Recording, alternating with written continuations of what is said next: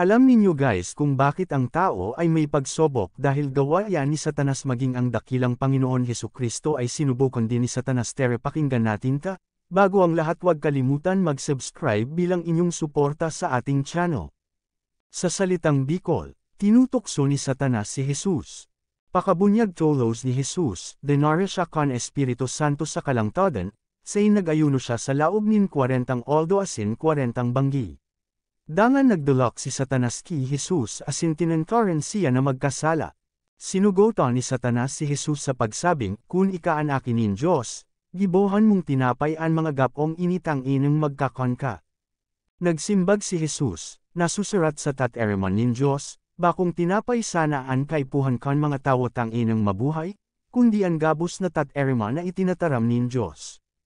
Dangan denara ni Satanas si Jesus sa pinakaitaas na parte kan templo sa kasinabihan, kung ikaan akin nin Diyos, lumukso ka sa dagahulitan na susurat, isusugaw nin Diyos an sa iyang mga anghel na darahon katang inang day tumama an saymong bites sa gapo. Kudlit panipik. Alagad sinimbag ni Jesus si Satanas pagi sa pagkotor sa kasuratan. Nagsabi siya, sa tatereman nin Diyos, pinagbobotan niya an sa iyang banwan, day nindaw pagbalunan kagurang na nasendong. Diyos. Dangan ipinahiling ni Satanas ki Jesus ang gabos na kahadin sa kinaban asin ang gabos na kamurawayan kayan sa kanagsabi, yan gabos itatao ko say mo kun magduko ka sa kamagsamba sako. Nagsimbag si Jesus, rumayo ka sako, Satanas. Sa tatereman nin Diyos pinagbobotan niyaan sa iyang banwan, isambahon mo sana ang kagurangnan na saymong Diyos asin siya sanaan paglingkuden mo. Si Jesus day nagpadaog sa mga syugot ni Satanas, kaya binayaan siya ni Satanas. Dangan nag-abot ang mga anghel asin inataman si Jesus. Sa Tagalog ay ganito, tinukso ni Satanas si Jesus. Kaagad pagkatapos mabautismuhan si Jesus, inilabas siya ng Espiritu Santo sa ilang, kung saan siya nag-ayuno sa loob ng 40 araw at 40 gabi. Pagkatapos ay lumapit si Satanas kay Jesus at tinukso siyang magkasala.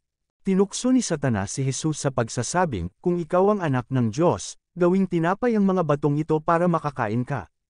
Sumagot si Jesus, nasusulat sa salita ng Diyos, hindi lamang tinapay ang kailangan ng mga tao para mabuhay, kundi kailangan nila ang bawat salita na sinasalita ng Diyos. Pagkatapos, dinala ni Satanas si Jesus sa pinakamataas na bahagi ng templo at sinabi, kung ikaw ang anak ng Diyos, bumagsak ka, sapagkat nasusulat, iutos ng Diyos sa kanyang mga anghel na buhatin ka upang ang iyong paa ay hindi tumama sa isang bato. Kudlit panipik.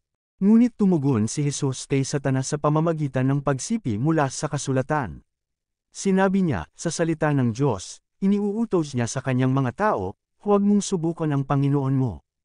Diyos. Pagkatapos ay ipinakita ni Satanas kay Jesus ang lahat ng kaharian sa mundo at ang lahat ng kanilang kaluwalhatian at sinabi, ibibigay ko sa iyo ang lahat ng ito kung yuyukod ka at sasambahin mo ako.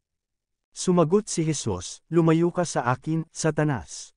Sa salita ng Diyos ay iniutos niya sa kanyang mga tao, isambahin lamang ang Panginoon mong Diyos at siya lamang ang paglingkuran. Hindi sumuko si Jesus sa mga tukso ni Satanas, kaya iniwan siya ni Satanas. Pagkatapos ay dumating ang mga anghel at inalagaan si Jesus. Sa English ay ganito. Immediately after Jesus was baptized, the Holy Spirit led him out into the wilderness, where he fasted for 40 days and 40 nights. Then Satan came to Jesus and tempted him to sin. Satan tempted Jesus by saying, if you are the Son of God, turn these rocks into bread so you can eat. Jesus replied, it is written in God's word, people do not only need bread in order to live, but they need every word that God speaks. Then Satan took Jesus to the highest point on the temple and said, if you are the Son of God, throw yourself down, because it is written, God will command his angels to carry you so your foot does not hit a stone. But Jesus replied to Satan by quoting from the scriptures. He said, in God's word, he commands his people, do not test the Lord your God. Then Satan showed Jesus all the kingdoms of the world and all their glory and said, I will give you all this if you bow down and worship me. Jesus replied, get away from me, Satan. In God's word he commands his people, worship only the Lord your God and only serve him. Jesus did not give in to Satan's temptations, so Satan left him. Then angels came and took care of Jesus.